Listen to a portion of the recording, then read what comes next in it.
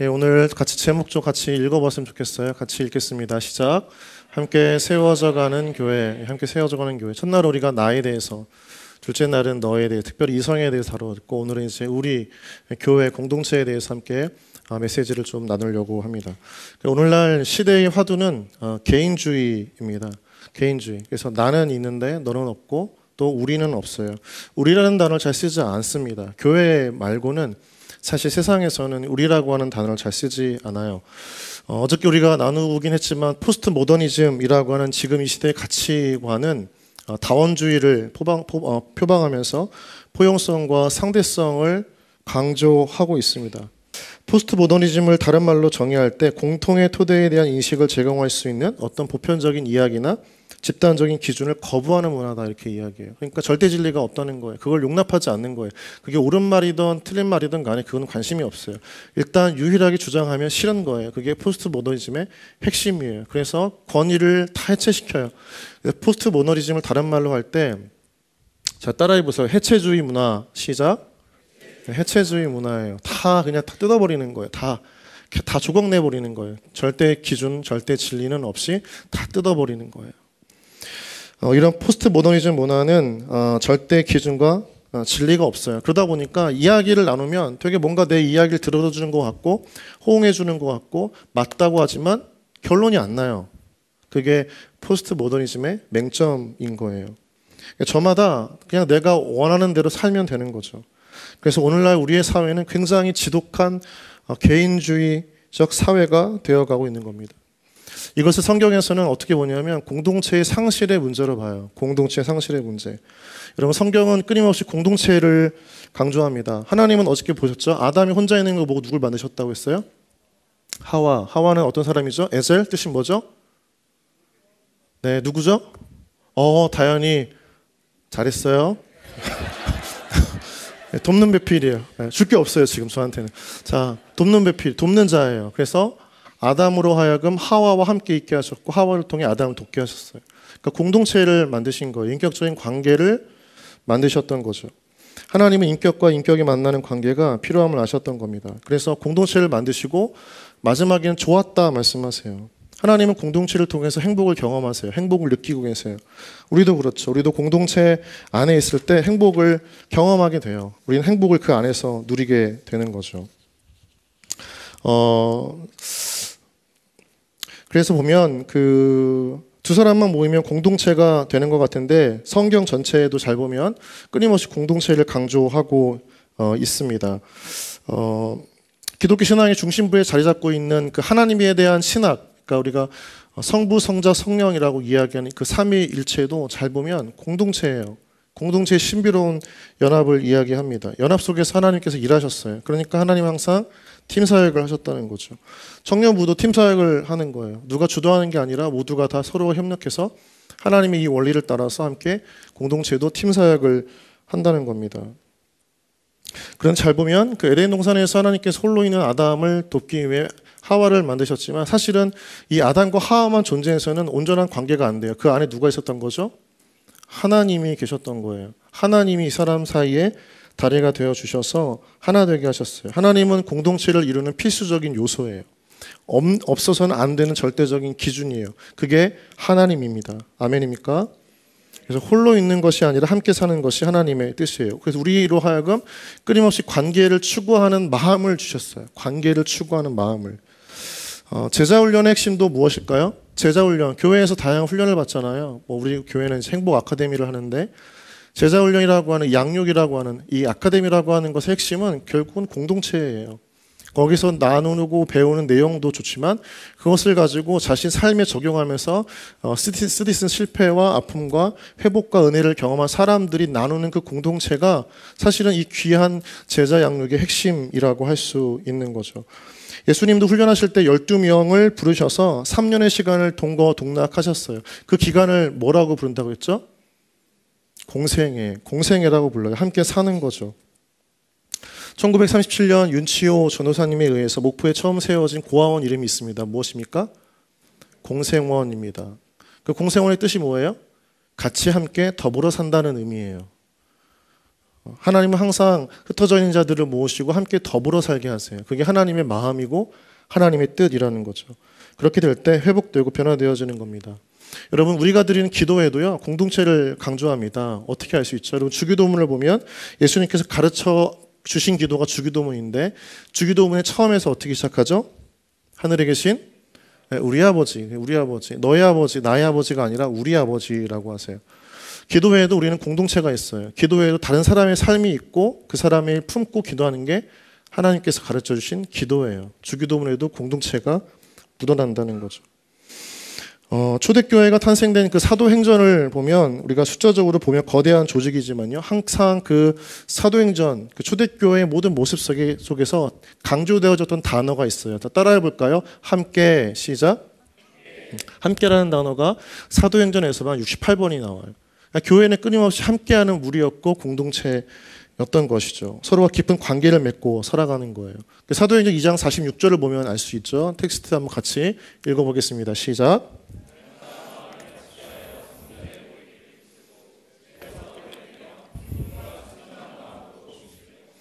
성전에서도 모이고 집에서도 모였어요. 성전에서 모인다는 건 대그룹이에요. 지금 이렇게 모였던 게 대그룹으로 모인 것입니다. 집에서 모였다라고 하는 것은 흔히 이야기하는 우리에게 적용할 때 셀 모임이에요. 그래서 아주 큰 그룹과 작은 그룹, 대그룹과 소그룹으로 끊임없이 모였어요. 모인다라고 하는 공동체를 형성한다는 걸 이야기합니다. 그런데 그 시간이, 그 때가 어떻게 나오죠? 언제 모여요? 자, 언제 모여요? 네, 날마다 모여요. 날마다. 공동체의 삶은 순간이 아니에요. 계속하는 거예요. 매일매일 모이는 거예요. 사람은 하나님께서 만드신 형상들은 공동체를 떠날 수가 없는 거죠. 하나님 그렇게 우리를 만드셨다라고 할 수 있습니다. 때때로는 우리가 그 공동체 안에서 다툼과 갈등도 있었어요. 유대인들도 그랬고 그 초대교회 안에서 헬라파, 히브리파 사람들도 갈등과 어려움의 구조들이 있었지만 그럼에도 공동체를 떠나지 않아요. 계속 공동체로 모이면서 살았던 거죠. 정리하면 하나님께서 왜 그토록 창세기서부터 또 삼위일체를 통해 주기도문을 통해 초대교회와 기도 속에서 공동체가 필요하다고 말씀하실까? 왜죠? 개인주의화 되어졌던 오늘날의 시대에 공동체만의 유일한 답이 되기 때문인 것입니다. 그대로 내버려 두어서는 모두가 다 서로를 고립시킨 채 쓸쓸하게 죽어갈 수밖에 없는 시대가 바로 오늘날이에요. 우리가 그 속에 살고 있다는 거예요. 제가 설교를 통해서 몇 번 언급했던 죽은 자의 집청소라고 하는 책을 쓴 김환이라고 하는 작가를 기억하세요? 네, 연초에 아마 이야기를 했었는데 그 사람은 특수 청소부입니다. 다른 말로 하면 홀로 집에 죽은 자를 치우는 사람이에요. 시체를 치우는 일들을 보통 많이 하게 되죠. 그런데 이 사람이 그 책에 그런 이야기를 많이 했어요. 오늘날 남들이 모른 채 홀로 죽음을 맞이하는 고독사의 가장 많은 연령과 세대는 누구라고요? 청년이에요. 여러분, 우리가 막 연결되어져 있는 것 같지만 그렇지 않아요. 제가 처음에 교회 와가지고 여러분들한테 추천했던 책 기억 안 나실 거예요. 제가 내 얘기를 왜 했는지 모르겠는데, 자, 그 책의 이름은 고립의 시대라고 하는 거예요. 거기서 로리나 허츠라고 하는 사람은 우리가 초연결 사회를 이루고 있다라고 해요. IT의 발달로 모두가 다 서로 그물망처럼 연결되어져 있어요. 그런데 우리는 괴로워요. 외롭고 고립되어져 있다는 거예요. 그래서 우리는 초연결 사회 속에서 고립의 시대를 살아가고 있다라고 날카롭게 지적하고 있어요. 그 책 중에 하나가 결국 그 작가가 이야기하는 것은 이 사람이 기독교인인지 아닌지는 잘 모르겠는데 고립의 시대 속에서 유일한 대안은 무엇이라고 이야기하냐면 공동체라고 이야기해요. 경제학자예요. 경제학자도 오늘날의 시대의 대안은 공동체다 이렇게 이야기를 해요. 그러면서 비꼬아요. 무엇을 비꼬냐면 오늘날의 상업화된 공동체를 비꼬아요. 공유 오피스, 공유 문화, 그다음에 공유 주거 다 가짜라는 거예요. 다 돈을 가장한 자본주의를 앞세운 가짜 문화라는 거예요.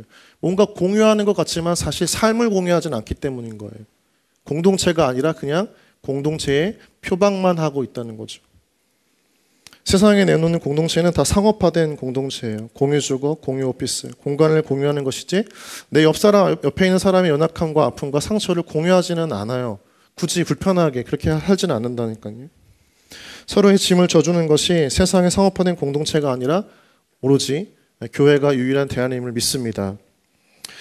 왜 우리는 그래서 이 개인 중심적인 시대를 역행하는 공동체에 마음을 두고 공동체로 모여야 할까? 오늘 그 해답을 우리가 좀 나누고 그걸 붙잡고 우리가 살아가는 공동체를 이루어가는 여러분 되어지기를 주님의 이름으로 다시 한번 축원합니다. 첫 번째는 무엇이냐면 같이 한번 좀 읽어볼까요? 자, 시작. 그리스도의 몸된 교회 안에 진실된 관계가 있기 때문입니다. 먼저 공동체를 정의할 때 이렇게 이야기를 하죠. 한 단어입니다. 공동체를 보통 우리가 한 단어로 뭐라고 표현하죠? 몸이라고 표현하죠? 너무 민망해요? 너무 좀 혐오스러워요? 제 몸이에요. 자, 고린도전서 12장 27절 말씀 같이 한번 읽겠습니다. 시작. 너희는 그리스도의 몸이 너희는 그리스도의 몸이요 지체의 각 부분이라. 몸은 하나의 신체 기관만을 의미하는 게 아닙니다. 눈, 코, 입, 또 귀, 손, 발 모두가 연결되어져 있는 몸이라고 이야기를 해요. 아까 이야기했지만 오늘날의 사회를 초연결 사회라고 이야기를 하죠. IT 기술로 모두가 다 연결되어져 있어요. 밀접하게 연결되어져 있어요. 근데 제가 보니까요, 문제가 하나 있어요. 뭐예요? 문제는 연결되어져 있는데요. 잘 들으세요. 반응하지 않아요. 서로에게 반응하지 않는다는 게 문제예요. 여러분 미안하지만 아이스 브레이크 차원에서 우리 옆 사람의 옆구리 한번 살짝 찔러보세요. 시작. 자, 안 찔러요? 자, 찔러봐요. 너무 깊이 들어가요? 미안해요. 미안하다고 하세요. 시작. 미안해요. 몰랐어요. 그렇게 깊은 건 줄 몰랐어요. 자, 어떻죠? 조그만 타인의 옆구리가 내 속에 살짝 들어와도 어디가 반응해요? 온몸이, 오, 지혜로운데? 야, 많이 올라갔어요, 수준이. 몸이 반응해요, 몸이. 그쵸? 몸이 반응한다는 거예요. 연결되어지면 반응하는 거예요. 그런데 오늘날 우리의 관계는 사실 연결되어져 있는 것 같지만 반응하지 않는 거예요. 죽어 있는 거예요. 예전에 제 근육에 문제가 있어서 한방병원에 가서 침을 맞았어요. 이상해요. 발끝에 침을 놓는데 온몸에 자극이 와요. 막 머리끝까지 막 찌릿찌릿한 느낌이 오는 거죠. 여러분 경험했죠? 잊고 있었던 그 발가락의 소중함을 다른 부위의 아픔을 통해서 느끼게 되는 거예요. 발가락은 잘못이 없어요. 아픈 데는 다른 데인데, 그런데 아픈 곳은 다른 근육이지만 침이 들어가는 고통을 함께 하는 거예요. 왜요? 몸은 연결되어져 있으니까. 할렐루야. 이제 좀 뭔가 막 오고는 것 같아요. 연결되어져 있다는 것은 무엇이에요? 서로에게 반응하는 것이고 책임이 있다는 거예요. 자, 따라해 봅시다. 연결되어져 있다는 것은 책임이 있다는 것이다. 우리가 어제도 이야기했듯이 연애와 결혼이 다른 이유는 약속에 따른 책임 때문이라고 했어요. 연애는 책임지지 않아요. 그러나 결혼은 책임을 져야 돼요. 그게 서로에 대한 책임만이 아니라 우리가 낳은 그 자녀의 삶도 책임을 지는 거죠. 책임을 지는 영역이 커져가는 거예요. 교회가 몸이라고 했을 때 그 이유는 서로가 책임지는 진실된 관계가 된다는 거예요. 교회는 책임지는 공동체예요. 연결되는 공동체고 진실되게 서로의 삶을 끌어안을 준비를 하는 곳이 교회 공동체예요. 싫다고 내칠 수가 없어요. 나와 맞지 않는 신앙의 어떤 수준, 또 인격의 수준, 성품이 다르다고 해서 그 사람을 손절하는 데는 교회는 아니에요. 끝까지 손을 잡는 거예요. 저는 이것을 교회의 머리 되신 예수님과 또 그분께서 함께 하신 제자들의 공동체를 통해서 깨닫게 되어졌어요. 예수님의 제자가 몇 명이었죠? 12명 중에 여러분 우리가 흔히 알고 있는 수제자라고 하는 사람들은 몇 명입니까? 3명. 누구죠? 베드로, 요한, 야고보입니다. 베드로, 요한, 야고보. 잘 보면 예수님께 사복음서는 뭔지 아시죠? 마태, 마가, 누가, 요한복음 사복음서라고 이야기를 합니다. 이 사복음서를 보면 예수님께서 항상 어디를 가든지 그 3명은 꼭 데리고 가세요. 왠지 모르게 좀 다른 한 9명의 제자들을 조금 뒤처지게 하는 것 같으면서도 그 3명의 제자들을 꼭 데리고 다니세요. 어떤 사건의 현장마다 가장 앞서서 경험하게 하시고 체험하게 하시고 붙들고 다니세요. 우리 말씀을 같이 한번 읽어볼까요? 마가복음 9장 우리 2절부터 4절 읽겠습니다. 자, 시작.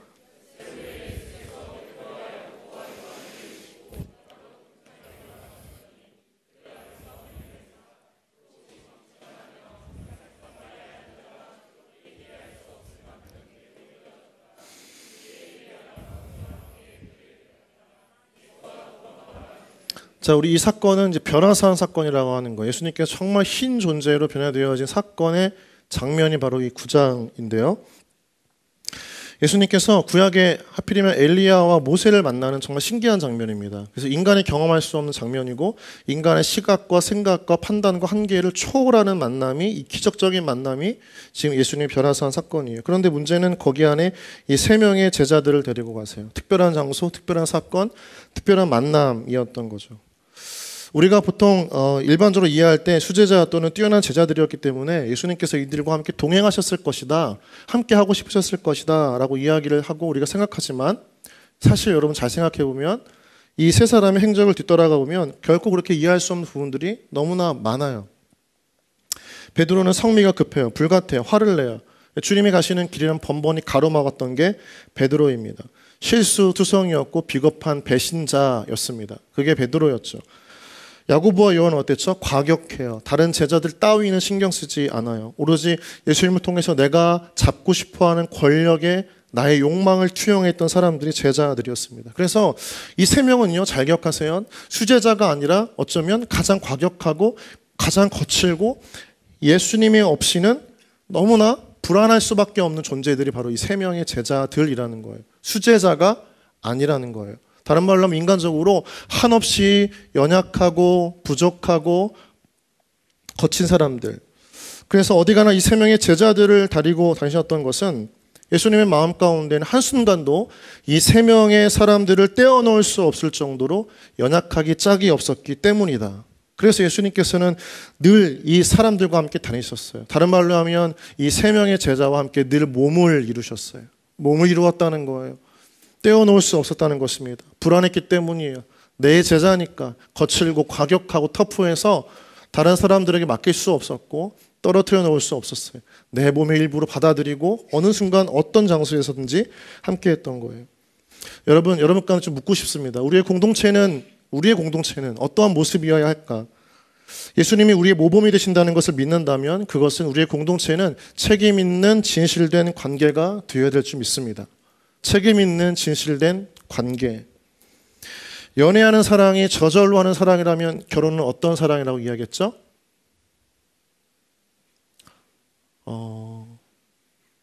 24시간 전에 이야기한 건데 연애하는 사랑이 저절로 하는 사랑이라면 결혼은 누구야? 방금 얘기했는데 해야 하는 사랑. 누구예요? 누구? 서율이? 은지? 잘했어요. 연애는 저절로 하는 사랑이지만 결혼은 해야 하는 사랑이라는 거예요. 다른 말로 하면 그 사랑은 책임지는 사랑이라고 했죠. 사랑하기 때문에 책임지는 것이 결혼이다. 이렇게 이야기를 했어요. 초대교회를 봐도요. 교회가 탄생되었지만 그 안에 많은 갈등과 대립의 구조가 너무나 가득했어요. 그래서 공동체를 유지하는 게 사실은 쉽지 않았어요. 그 안에는 너무나 인종과 민족이 다른 사람들이 있었거든요. 히브리파, 헬라파 사람들이 늘 갈등을 해요. 구제금을 가지고도 다퉈요. 그게 초대교회 안에 늘 갈등의 씨앗이었어요. 그런데 초대교회는 중요한 걸 잘 들으세요. 공동체가 서로를 포기하지 않아요. 갈등하기 때문에, 다투기 때문에 그냥 우리 좀 마음 맞는 사람들끼리 살자 해가지고 교회를 쪼개지 않아요. 그 하나됨을 포기하지 않았던 게 공동체, 초대교회 공동체였다는 거죠. 여러분, 진실된 관계는 끝까지 책임지는 사랑인 줄 믿습니다.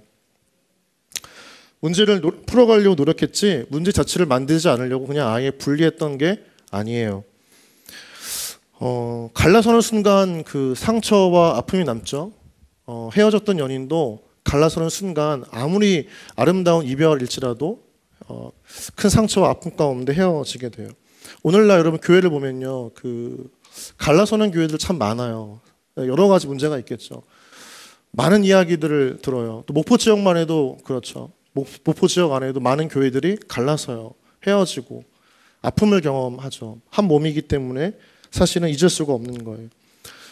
제가 이 땅에 들어와서 하나님의 이름으로 모인 교회가, 공동체가 갈라지는 근본적인 원인이 되었지만 교회는 몸이라고 했잖아요. 그래서 우리가 그 몸된 교회가 찢어지는 건 영원히 남아요. 그 아픔을 기억해요.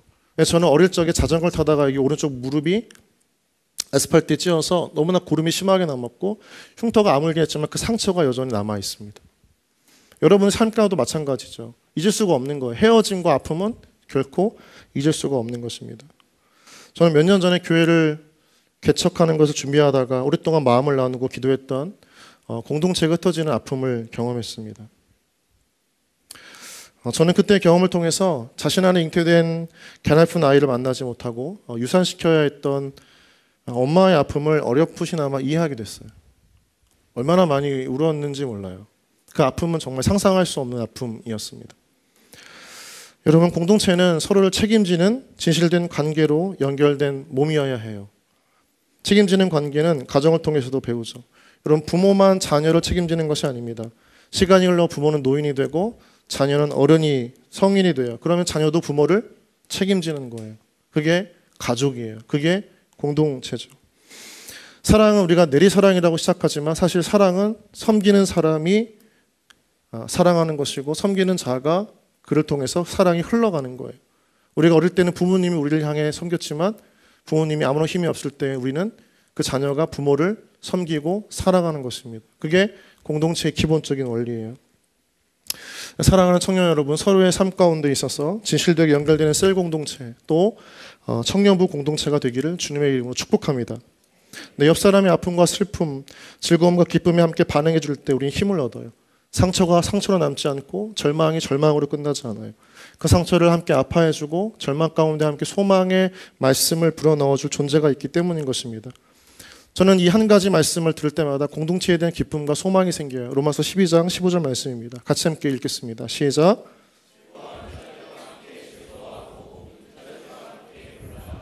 즐거워하는 자들과 함께 즐거워하고 우는 자들과 함께 울라. 뭘 하기 때문에 즐거워할 때가 있고 슬퍼할 때도 있을 수 있어요. 아파할 때도 있고 사랑받을 때도 있어요. 그런데 중요한 것은 뭘 하느냐가 중요한 게 아니라 보면 함께 한다는 게 중요한 거예요. 진실된 관계 속에서 함께 몸을 이룬다는 게 우리에겐 더 중요한 거예요. 여러분, 아까 여러분들이 만든 음식 맛있어요? 맛없어요? 다 맛있어요? 왜죠? 그래요. 잘했어요. 함께 했기 때문인 거죠. 나도 같이 만들었으니까. 맛없다고 하면 나도 안 되는 거예요. 다 같이 만들면 맛있는 거예요. 뭘 만드냐가 중요한 게 아니라 함께 했기 때문인 거예요. 교회는 그런 공동체이고 그런 모습을 드러낸다는 거죠. 목적 없지만 함께 한다면 뭐든지 좋은 거예요. 우리 옆 사람에 고백하겠습니다. 당신과 함께 할게요. 시작.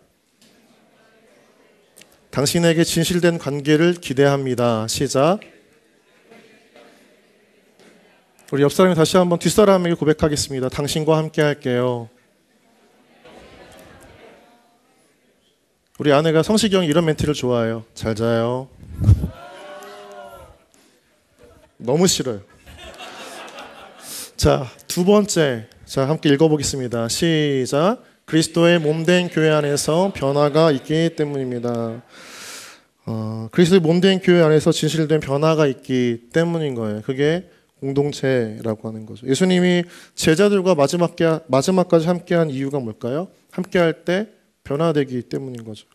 여러분, 공동체라고 하는 것은 인격적인 변화를 경험하는 곳입니다. 서로 부딪혀 가잖아요. 아프죠, 힘들죠, 어렵죠. 그러나 부딪혀 가면서 인격적인 변화를 경험하는 거예요.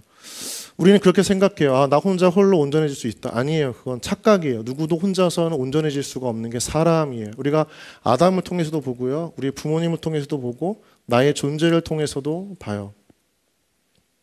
혼자 있을 때는 사실 우리는, 여러분 자신은 나는 내가 누구인지를 잘 몰라요. 그런데 다른 사람과의 관계 속에서 공동체를 이루어 갈 때 그때서야 나를 마주해요. 나의 민낯, 내 신앙의 밑바닥, 내 인격의 그 연약함들을 공동체 안에서 또는 관계 안에서 누군가의 그 모임 안에서 경험을 하게 된다는 거예요.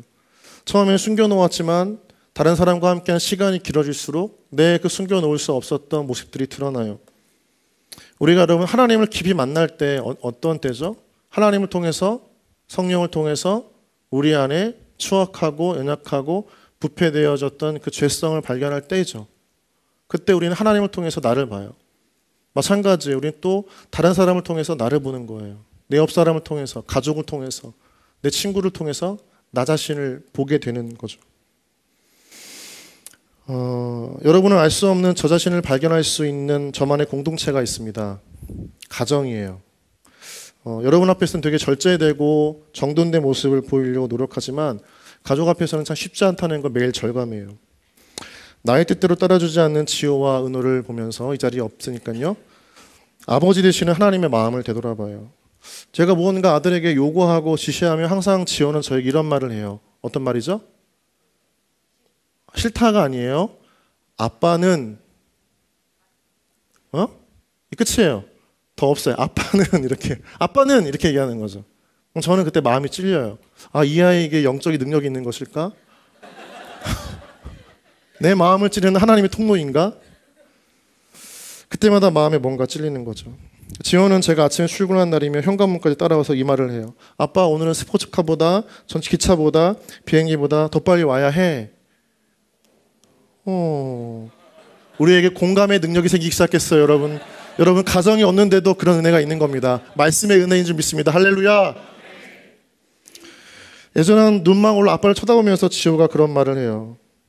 그런 말을 할 때 저는 알아요. 저는 스포츠카보다 기차보다 비행기보다 빨리 올 수 없다는 걸. 그래서 빨리 못 와 라고 이야기할 수가 없어요. 빨리 올게 이렇게 이야기를 하죠. 항상 거짓말을 해요. 나는 거짓말하는 아빠예요. 나쁜 아빠. 항상 지원 저에게 이런 얘기를 하죠. 아빠는 나빠. 이렇게. 그리고 나서 항상 늘 잠이 들어있는 아들을 만납니다. 저는 그 아들의 마음을 통해서 변화되어지길 원하는 하나님의 마음을 느껴요. 가정을 통해서 저는 지금도 변화되고 있습니다. 지금도 변화되어지고 있어요. 어제 말했죠. 우리가 청년부 공동체와 셀은 우리가 결혼 후에 이룰 가정을 뭐 하는 거라고요? 연습하는 곳이에요. 맞아요. 잘 기억하고 있어요. 청년부와 셀의 공동체는 여러분이 앞으로 결혼 후에 이룰 가정을 연습하는 곳이에요. 하나님은 가정의 행복을 준비하는 곳으로 우리의 공동체를 허락해 주셨어요. 초대교회 제자들이 선교지마다 이방 문화 속에서 복음을 전하는 사도로 기적적인 통로로 쓰임받았던 것은 예수님과 함께했던 그 공생의 시간 동안 자신의 인격적인 결함과 연약함과 신앙의 민낯을 드러냈기 때문인 것입니다. 자신의 민낯을 들춰냈기 때문에 연단받았고 훈련받았기 때문에 복음지 가서 모든 선교지마다 가서 교회를 세우고 복음을 전파하고 기적을 드러내는 하나님의 사람이 되었어요. 완성형의 제자들이 되어져 갔어요. 언제요? 예수님과 함께한 삶 속에서 자신의 민낯을 드러낼 때. 우리는 내 치부와 연약함과 부족함과 인간적인 한계, 성품의 한계를 공동체 안에서 드러내는 것을 부끄러워하기도 합니다. 그런데 여러분 부끄러워하지 마세요. 두려워하지도 마세요. 저 어두운 밤하늘의 별이 구름 낀 상태로 가리워져 희미하게 빛난다고 해도 여전히 그것은 별인 것처럼 우리를 가리운 연약함과 그 어두운 그늘이 있다고 해도 우리는 언젠가 밝게 빛나는 별이 될 것입니다. 여러분 파울로 코엘료가 11분이라고 하는 자신의 소설 속에서 이렇게 이야기를 했어요. 같이 한번 읽어볼까요? 자, 텍스트 띄워주세요. 자, 시작. 삶은 언제나 우리에게 힘든 위기를 겪게 하고 나서야 그 자신의 가장 밝은 빛나는 모습을 드러냅니다. 여러분의 연약함과 온전치 못함을 드러낸 후에야 여러분은 가장 빛나는 뭐가 된다고요? 빛나는 모습을 드러낸다는 거예요. 함께 한다는 것은 불편한 것이죠. 관계의 위기가 될 수도 있지만 그러나 이 모든 것을 기꺼이 감수하고 이 과정을 통해서 내 삶이 성숙으로 향해 가기 때문인 겁니다. 우리 공동체 안에 청년부의 예배만 드리고 돌아가면 부담이 없다라고 하는 사람들이 있어요. 편하다고 생각하는 사람들이 있어요. 그런데 여러분 편안함은 우리 삶의 목적이 아닙니다. 우리 삶의 목적, 신앙의 목적은 참된 그리스도인으로 빚어지는 것이기 때문에 우리는 공동체의 관계 안으로 들어가야 해요. 우리가 관계 안으로 들어가려고 할 때 쉽지 않을 수도 있습니다. 우리가 완전한 사람이 아니기 것이기 때문에 관계 안으로 들어간다는 것은 굉장히 큰 용기를 우리 가운데 필요로 하는 것이죠. 결심이 필요하고 도전도 필요합니다. 갈등이 있고 불편함도 있어요. 그러나 우리가 관계 맺는 것을 두려워하면 동시에 우리가 관계 맺는 것을 두려워하면서 동시에 우리는 항상 한편 마음으로 또 이런 마음을 가져요. 좋은 관계를 맺기 원하는 마음이 마음 한구석에 있어요. 뭔가 두려워하면서도 또 관계를 맺기 원하는 거예요. 왜냐하면 하나님이 우리를 관계 맺는 사람으로 만들어 놓으셨기 때문인 것입니다. 어떤 청년들과 함께 전화신방을 할 때마다 물어볼 때가 있어요. 혼자 잘 믿으면 되지 않습니까, 목사님? 교회를 왜 다닙니까? 셀 모임을 굳이 뭐하러 가서? 저는 오픈하는 게 너무나 싫어요. 여러분 미안하지만 딱 잘라 이야기하면 혼자 잘 믿는 것은 불가능해요.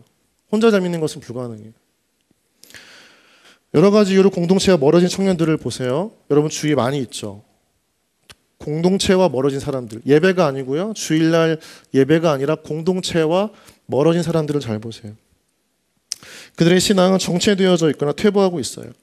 여러분, 신앙은 하나님과 나와의 수직적인 관계를 통해서 성숙하고 성장하기도 하지만 수평적인 관계, 나와 다른 이체의 관계를 통해서도 우리는 성숙하고 성장하게 돼요. 여러분, 하나님 사랑, 무슨 사랑? 이웃사랑이라고 하는 말은 그냥 멋들어진 표현이 아니라 우리의 신앙과 성장과 성숙을 위해서 분명히 필요한 것은 하나님의 사랑도 있지만 이웃사랑의 관계도 필요하기 때문인 거죠. 불교의 석가모니는 태어나자마자 뭐라고 외치죠? 아무도 몰라요? 불교는 관심이 없어요? 천상천하 유아 독존, 나밖에 없는 거예요. 그런데 예수님은 태어나서부터 공동체를 이루셨고 돌아가시기 전까지 공동체 안에서 머물다가 가셨어요. 어떤 목사님이 이런 말을 했습니다. 잘 들어보세요. 홀로 신앙생활을 하는 사람은 사실 홀로 신앙생활을 잘할 수 있다는 착각과 이별하는 것으로부터 신앙이 성숙한다는 것을 경험해야 합니다. 이해 가시죠?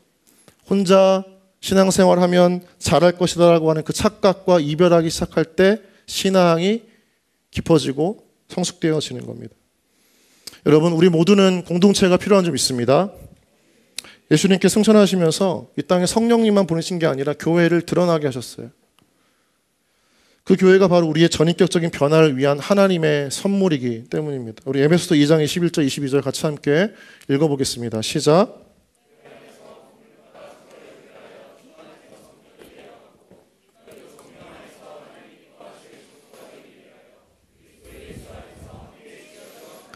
예수 안에서 함께 지어져 간다고 말씀하세요. 예수님은 승천하시고 이 땅에 무엇을 남기셨어요? 교회를 남기셨어요. 공동체를 남기셨어요. 그 공동체 안에서 우리가 지어가도록 만드셨던 거예요.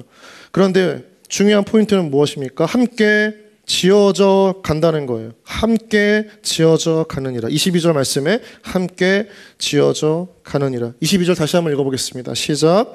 너희도 성령 안에서 하나님이 거하실 처소가 되기 위하여 그리스도 예수 안에서 함께 지어져 가느니라. 아멘.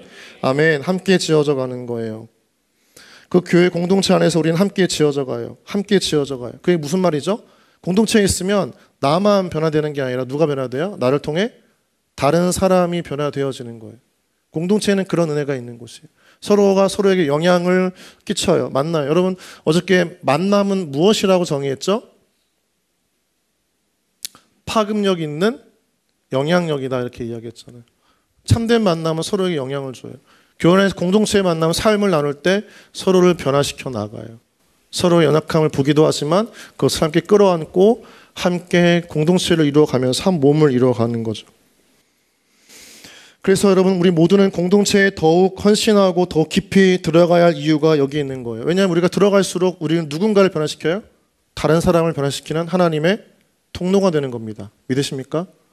셀에 들어갈수록 공동체 안에 깊이 여러분을 담아낼수록 여러분만 변화되어지는 게 아니라 여러분을 통해서 누군가가 또 변화되어지는 거예요.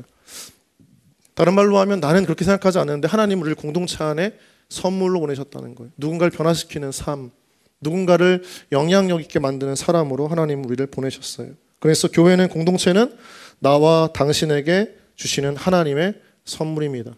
우리 옆 사람이 고백하겠습니다. 교회는, 공동체는 나와 당신에게 주시는 하나님의 선물입니다. 자, 우리 한번 옆 사람 바라보면서 정말 느끼하게 눈동자를 맞추고 고백할까요? 나는 당신의 선물입니다. 다시 한번 다른 사람 바라보고 나는 당신의 선물입니다. 닭살이 돋아요. 그죠? 너무 오랜만에 했어요. 나는 당신의 선물인 거예요. 우리의 존재가 연약할지라도 하나님 우리를 통해서 다른 사람을 변화시키는 통로로 삼으시는 것입니다. 끊임없는 그 과정은 공동체 안에서 이루어가시는 거예요. 그래서 공동체는 필요한 거예요. 세 번째로 마지막입니다. 그리스도의 몸된 교회 안에서 진실된 사랑이 있기 때문입니다. 같이 읽겠습니다. 그리스도의 몸된 교회 안에서 진실된 사랑이 있기 때문입니다. 사랑은 힘이에요. 상대방을 변화시키는 힘이죠. 사랑을 받으면 일상적인 삶이 새로워집니다. 삶을 대하는 태도가 변화되어집니다. 그냥 평소와 똑같은 삶을 살았고 같은 직장에 출근하고 똑같은 점심과 저녁을 보냈지만 뭔가 삶 가운데 힘이 생겨요. 왜요? 사랑하고 있기 때문인 거죠.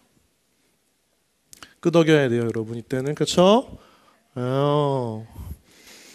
그러나 모든 사랑이 변화시키는 것은 아닙니다. 타인을 향한 잘못된 사랑과 집착은 상대의 영혼을 파괴시켜요. 스스로도 바꿀 수 없는 나 자신을 변화시키는 것은 진실된 사랑 가운데 있는 거예요. 진실된 사랑만이 사람을 온전하게 변화시킵니다. 다른 일을 변화시켜요. 여러분, 그런데 중요한 것은 이 진실된 사랑은 우리 안에 있지 않다는 거예요. 진실된 사랑은 시간과 공간과 상황과 환경에 따라 변하지 않아야 되는데 그 사랑은 우리에게 없어요. 우리는 시간과 공간과 상황과 환경에 따라서 우리의 사랑은 변화되어져 가요. 그러나 변하지 않는 그 진실된 사랑은 어디에 있냐? 하나님께 있는 것입니다. 요한일서 4장 16절, 어제 읽었던 본문 말씀 같이 읽겠습니다. 시작. 하나님이 우리를 사랑하시는 사랑을 우리가 알고 믿었노니 하나님은 사랑이시라.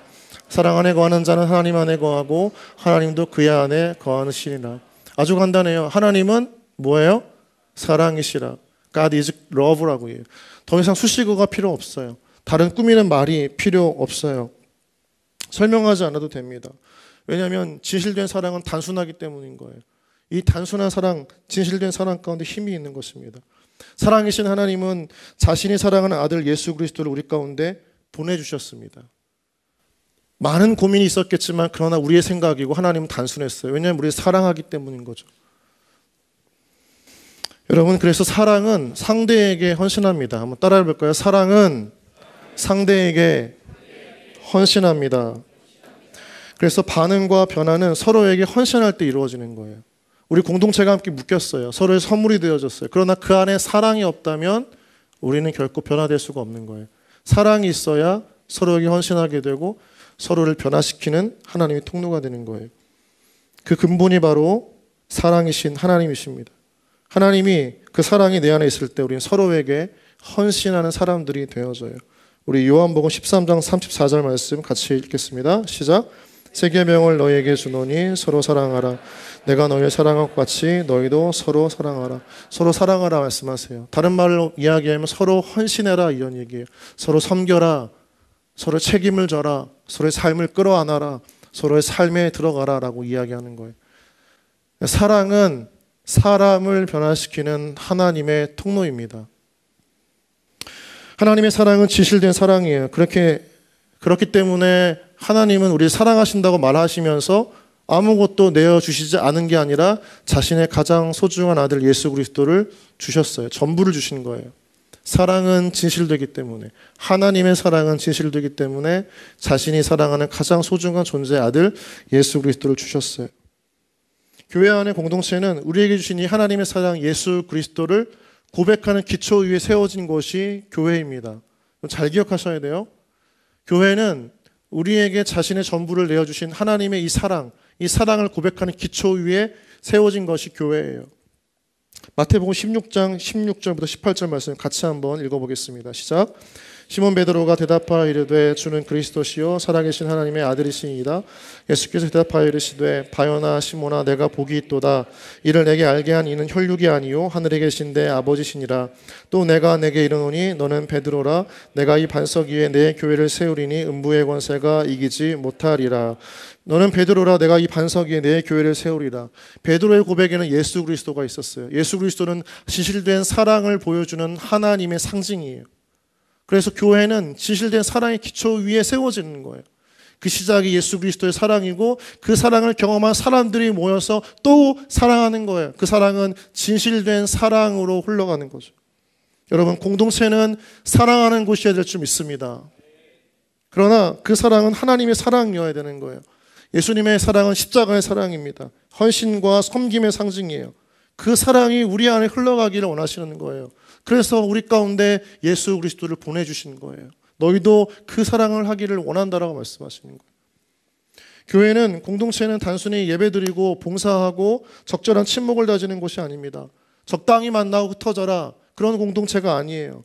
하나님께서 그 공동체, 교회를 만드신 이유는 깨어지고 망가진 세상의 유일한 대안으로 만드신 것입니다. 서로가 혼자 자기만 살려고 할 때 그렇게 살지 말라고 이야기하시면서 회복시켜야 할 사람, 치유시켜야 할 사람, 사랑의 힘으로 변화시켜야 할 사람을 품고 그들을 사랑할 수 있는 공동체로 세우시기 위해서 교회를 세우신 것입니다. 세상에는 가짜 사랑, 거짓된 사랑, 결핍된 사랑, 나만 아는 이기적인 사랑, 죄로 인해 타락하고 부패한 사랑이 넘치지만 그것으로 인해서 깨어지고 고통당하는 수많은 영혼들, 공동체를, 그 잃어버린 사람들, 잃어버린 공동체를 회복시키기 위해서 하나님께서 이 땅에 새로운 공동체, 교회를 세우신 것입니다. 우리 안에서 진실된 사랑이 없다면 더 이상 세상에는 대안적인 공동체가 없다는 거예요. 왜요? 사람들은 예수님의 그 진실되고 영원한 사랑을 모르기 때문에 그 사람들이 만들어진 공동체는 모두가 다 진실된 사랑이 없어요. 다른 사람을 사랑할 수 없어요. 다른 사람들을 변화시키고 치유할 수 없어요. 그러나 교회 안에는 다른 영혼과 공동체를 변화시킬 수 있는 진실된 하나님의 사랑이 흐르기 때문에 우리는 교회의 공동체로 모일 때 사랑의 통로가 되는 것입니다. 여러분, 그래서 우리는 사랑해야 한다는 거예요. 이 사랑을 흘려보내야 한다는 거죠. 그것을 통해서 하나님의 사랑이 드러나요. 우리 함께 요한복음 13장 35절 말씀 같이 읽겠습니다. 시작. 사랑하면, 헌신하면, 그 사랑을 품으면, 그 사람의 삶에 들어가면 너희가 누구인 줄 알리라? 내 제자인 줄 알리라. 그리스도인인 줄 알겠다. 교회에 속한 주님을 따르는 사람인 줄 알겠다. 아, 너희가 그 사랑의 기초 위에 세워진 교회의 이구나를 세상이 아는 건 언제예요? 서로 사랑할 때예요. 그것을 우리 안에서 먼저 보여주라는 거예요. 하나님의 마음은 그걸 가지고, 미성숙한 사랑을 가지고 일단 세상에 나아가기보다 우리 안에서 먼저 그 사랑을 가지고 살아가라는 거예요. 서로에게 섬기고 사랑하고 서로를 의탁하고 품고 공동체를 이루어가라는 거예요. 진실된 사랑으로 다른 사람의 삶을 돕고 변화시키기 위해서, 치유하고 회복하기 위해서 지금 하나님께서 우리 한 사람을 부르신다는 거예요. 예수 믿는 사람, 예수의 십자가의 사랑을 경험한 사람, 그 십자가를 관통하고 다시 한번 부활의 능력으로 살아가길 소망하는 사람, 그래서 부르신 대로 세상과 많은 영혼들을, 공동체를 변화시키기 원하시는 그 한 사람을 지금 우리는, 하나님은 교회로 끊임없이 부르신다는 거예요. 너희가 먼저 사랑해야지. 너희가 먼저 변화시켜야지. 너희가 먼저 하나님의 통로가 되어야지 말씀하시는 것입니다. 우리 안에 진실된 사랑으로 서로 헌신하고 섬기며 사랑할 때 사람들은 예수를 만나요. 아, 진짜 사랑이 저기에 있구나. 그래서 많은 사람들이 교회를 찾아올 때 무엇을 기대합니까? 사랑을 기대합니다. 품어주는 공동체, 사랑하는 공동체, 사랑을 받고 사랑을 하는 공동체를 기대합니다. 세상에는요, 여러분 잘 기억하세요. 이익을 위한 연대는 있지만 사랑을 위한 진실된 공동체는 없다는 거예요. 서로의 유익과 이익을 위해서 함께 뭉쳐지고 공동체라는 이름으로 모여져 있지만, 그러나 그것이 사라질 때, 아무런 조건 없는 헌신과 섬김이 필요한, 사랑이 필요할 때 그 공동체는 세상에 없어요. 오로지 교회 안에만 있는 거예요. 주님께서 보여주신 공동체, 바로 그 사랑의 공동체가 교회이기 때문인 겁니다. 상업화된 공동체, 유사 공동체, 카피하는 공동체들은 있지만 진실된 공동체는 없어요. 그러나 하나님은 잘 보세요. 성경의 역사를 통해서 구약과 신약을 넘나들어서 지금까지 세상을 회복시키고 치유하실 공동체를 끊임없이 만드시고 준비하셨습니다. 구약에서는 아담과 하와였어요. 그것이 아브라함이라고 하는 하나의 가족을 통해서 이루어져요. 신약을 넘어와서는 예수님 통한 제자와 또 초대교회, 사도행전에서는 그 제자들과 함께 수많은 사람들이 모인 초대교회를 통해서 끊임없이 교회를 만드세요. 하나님의 역사는 사랑의 역사이고 구원의 역사이지만 그 구원의 역사는 항상 교회라고 하는 공동체를 통해서 끊임없이 이루어 가셨던 거예요. 여러분, 오늘날 우리의 교회도 여전히 마찬가지예요. 하나님께서 우리의 공동체를 통해서 이루시고자 하시는 것은 바로 한 영혼을 변화시키고 치유하고 그 영혼을 하나님께로 인도하는 그 구원의 통로가 되기를 원하신다는 거예요. 그것을 위해서 우리는 사랑해야 한다는 것입니다. 하나님은 교회 공동체를 통해서 세상을 회복시키기를 원하십니다. 주님이 세우신 교회 공동체만이 세상의 유일한 답이 되는 것입니다. 그러나 진실된 공동체, 사랑의 공동체는 저절로 이루어지는 게 아니에요. 공동청년부 안에서 목회자만 헌신한다고 되는 게 아니에요. 임원들 8명만 헌신해가 된다는 게 아니에요. 셀지기들 16명만 헌신해야 된다는 건 아니에요. 공동체를 이루는 것은 여러분 모두가 다 서로에게 서로의 삶 가운데 헌신하고 사랑하기 시작할 때, 내 삶보다 다른 사람의 삶을 더 유익하고 풍성하게 가꾸기를 원함으로 헌신하고 사랑할 때, 그때서야 진실된 공동체가 만들어지고 모든 사람들이 이 공동체에 찾아올 때 하나님의 사랑을 경험하는 거예요. 회복되어지고 치유되어지는 거죠. 여러분, 우리 안에 꿈이 있다면 우리를 통해 한 영혼이 변화되어지고 치유되어지는 그 소망이 우리 가운데 있기를 주님의 이름으로 축원합니다. 대가를 지불해야 돼요. 수고해야 되고 섬겨야 됩니다. 시간을 누군가에게는 낭비해야 하고 소비해야 될 수도 있어요. 그러나 그것을 통해서 세상은 하나님의 사랑이 있음을 깨닫게 되어지는 거예요. 사랑하는 청년 여러분, 우리는 아직 미숙하고 온전치 못하지만 우리 안에 완전하고 진실된 하나님의 사랑이 있다는 걸 여러분 기억하세요. 우리의 힘으로 사랑하는 게 아니라 진실된 하나님의 사랑으로 우리는 사랑할 수 있다는 것입니다. 그래서 그 사랑으로 공동체 안에서 서로가 사랑을 연습하기를 주님의 이름으로 축복합니다. 사랑을 연습하세요. 여러분이 앞으로 만날 배우자와 이룰 가정을 위해서도, 여러분이 앞으로 꿈꾸고자 하는 그 공동체를 위해서도 지금 이 자리에서 사랑을 연습하세요. 공동체를 멀리하거나 거절하지 마십시오. 또 스스로를 공동체로부터 떠나고 고립시키지 마십시오. 시간은 걸리고 쉽지 않은 과정일 수 있지만 공동체 안에, 셀 안에 들어가세요. 떠나지 않고 공동체 안에 계시는 하나님의 진실된 사랑을 경험하게 될 날이 반드시 올 것입니다. 여러분, 진실된 이 사랑의 공동체, 그 공동체 안에서 여러분의 삶이 꽃피우고 하나님의 사랑을 경험하는 축복의 은혜가 있기를 다시 한번 주님의 이름으로 축원합니다. 우리 옆 사람이 고백하겠습니다. 당신 안에 하나님이 계십니다. 시작. 당신을 통해 사랑을 경험합니다. 시작. 다시 한번 축복합니다. 사랑하세요. 여러분, 말씀을 맺겠습니다. 여러분, 코이노니아, 수련의 주제이죠. 진정한 연합은 진실된 사랑을 통해서만 이루어지는 것입니다. 진실된 사랑은 자기 자신을 헌신하는 거예요. 여러분, 저는 이때 마지막으로 예수님의 이야기를 하고 싶습니다. 자신이 십자가에 달려 돌아가시기 전날 예수님은 자신과 공생애의 삶을 함께했던 12명의 제자를 불러 모으세요. 그리고 그들과 함께 최후의 만찬을 여십니다. 당시 유대인들의 식사 자리에서는 그 식사를 주관하고 열었던 호스트, 그 주인의 옆자리에 그 주인이 가장 존귀하고 소중하게 여기는 사람을 앉혀요. 그래서 그 옆 사람에게 이런 의미를 전달해 주는 거예요. 당신은 나에게 너무나 가장 소중한 존재입니다.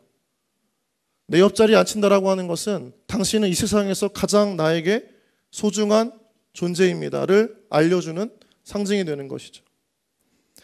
그런데 여러분 잘 보세요.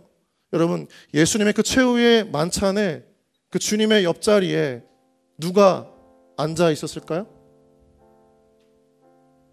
상상해 보세요. 12명의 제자 중에 그 최후의 만찬에 당신은 내게 가장 소중한 사람입니다 라고 하는 그 상징적인 자리에 누가 앉아 있었을까요? 가롯 유다였습니다. 당시 헬라식 식탁 문화에서 보면 예수님의 옆자리에 앉아있던 사람들은 다른 사람이 아니고 베드로도 아니고 야고보도 아니고 요한도 아니고요, 바로 다음날 예수님을 은 30냥에 팔아넘길 유다였어요.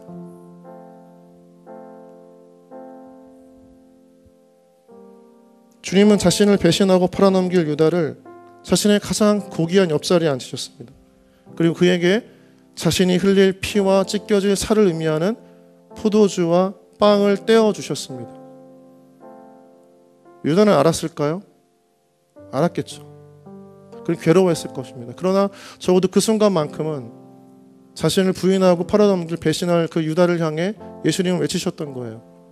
내 생명을 걸고서라도 내가 너를 가장 소중하게 사랑하고 여기는 사람이다. 예수님의 고백이셨어요. 여기 앉아 유다라고 하는 것은 너는 내게 가장 소중한 사람이야. 자기를 부인하고 배신할 그 사람, 그 유다를 멀리하고 원망하기보다 예수님은 가장 그 가까이에서 함께 하셨어요. 떼어놓지 않으셨다는 거예요. 책임지셨고 진실된 관계를 마지막까지 맺으셨고 그 유다를 사랑하셨던 것입니다. 사랑하는 청년 여러분, 여러분이 속한 공동체 안에서 여러분을 가장 힘들게 하는 사람, 아프게 하는 사람이 있다면, 그리고 그런 당신에게 예수님의 사랑이 있다면 주님 말씀하시는 거예요. 그 사람이 내게 가장 소중한 사람이다. 그 사람을 사랑해라는 거죠. 사랑해 주렴. 여러분, 우리 공동체 안에 나와는 너무나 다른 사람들조차도 사랑하고 관계를 맺고 진실된 만남을 통해서 그 영혼을 변화시키는 이 하나님의 사랑이 우리 공동체 안에 흘러가기를 주님의 이름으로 축원합니다. 여러분, 하나님은 이렇게 말씀하세요. 너희가 세상의 유일한 대안이다 말씀하세요. 세상에 진실된 사랑이 없기 때문에 진실된 하나님의 사랑을 경험한 여러분들로 하여금 세상에 진실된 사랑이 무엇인지를 보여주기 원하세요. 헌신하는 사랑, 조건 없이 섬기는 사랑, 나와 너무나 다른 이들을 손절하지 않고 그들을 내 마음에 끌어안는 사랑, 비록 나를 부인하고 배신하고 나를 원망할지라도 가장 내 옆에서 그를 끌어안고 넌 나의 가장 소중한 사람이야 라고 이야기하면서 축복하는 사람, 그게 바로 공동체인 것이죠. 여러분, 하나님이 여러분을 끌어안고 여러분을 놓지 않고 여러분에게 넌 나의 가장 소중한 사람이야 말씀하셨던 것처럼 우리도 그렇게 살기를 원하신다는 것. 여러분, 공동체, 우리의 공동체가 그런 공동체 되어지길 주님의 이름으로 축원합니다. 코이노니아, 진정한 연합은 무엇을 통해 이루어지는 겁니까? 밥을 먹어도 되는 게 아니에요. 시간을 많이 보낸다고 되는 게 아니에요.